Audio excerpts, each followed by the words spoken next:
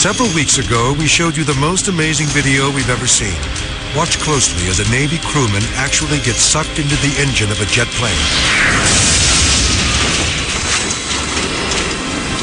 It's hard to believe that anyone could survive such a horrifying ordeal, but he did. So we embarked on a nationwide manhunt to find him.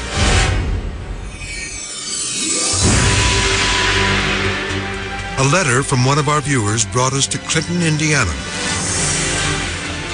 where we found former Petty Officer J.D. Bridges, and this is his amazing story.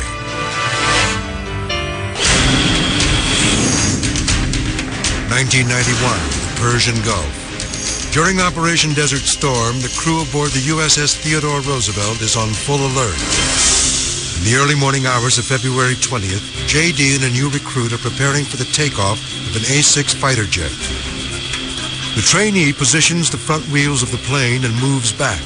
That's when J.D. steps forward to check his work, but he makes a big mistake.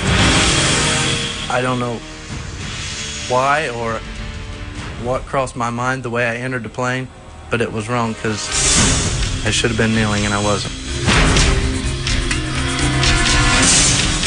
Watch again as J.D. moves in front of the engine.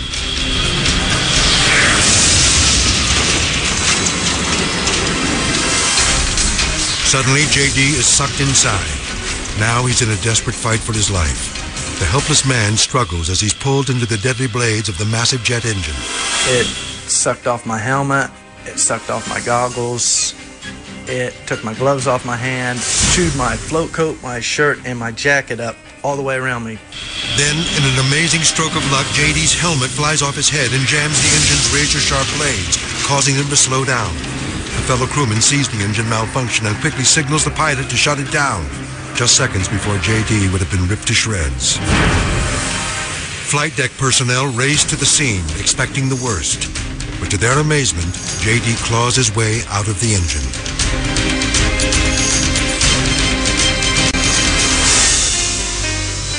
Later, he recounts the terrifying moment for his fellow crewmen.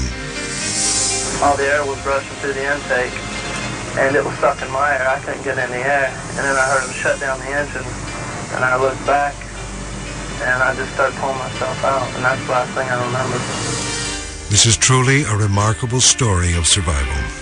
J.D. knows that it's nothing short of a miracle. Somebody was looking out for me. An old Navy buddy of J.D.'s, Mike McDonald, witnessed the terrifying moment firsthand.